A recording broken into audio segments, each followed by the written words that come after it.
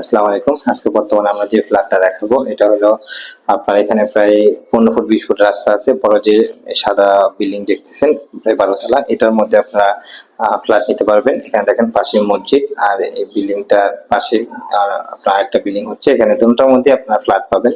ঠিক আছে? আপনারা আমাদের ভিডিওতে আমি কয়েকটা ফ্ল্যাট দেখাবো। আর এখানে পাশেও দেখতে পারেন বড় বড় বিল্ডিং আছে। আসসালামু আলাইকুম।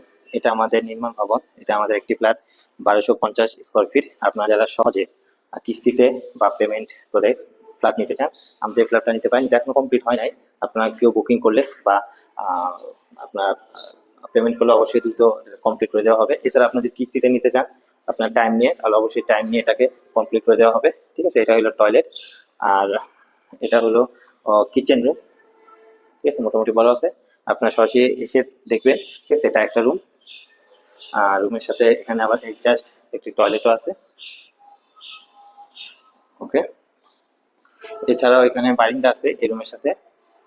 আপনার বারিন্দা দিয়ে আপনার সরাসরি রাস্তা দেখতে পারবেন। রাস্তা অনেক বড়, প্রায় 20 ফুট 15 ফুট রাস্তা।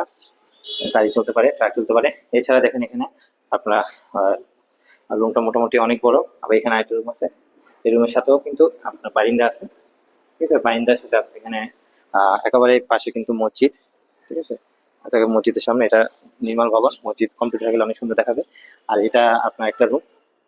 ঠিক আছে? যাদের সহজে কিস্তিতে নিতে চান বা ক্যাশ পেমেন্টে নিতে চান, আমাদের কাছে সবকিছুরই ব্যবস্থা আছে। আপনারা যারা ইচ্ছুক অবশ্যই আমার স্ক্রিনে যে নাম্বার আছে ওটাকে কল করবেন। আর এখানে দেখেন লিফটের ব্যবস্থা। আর এখানে সিঁড়ি। যাদের প্রয়োজন কম টাকার মধ্যে ফ্ল্যাট, অবশ্যই স্ক্রিনের নাম্বারে যোগাযোগ করবেন। আমরা মাত্র যে ফ্ল্যাটটা দেখলাম, এটা এটা ছাদের ভিউ।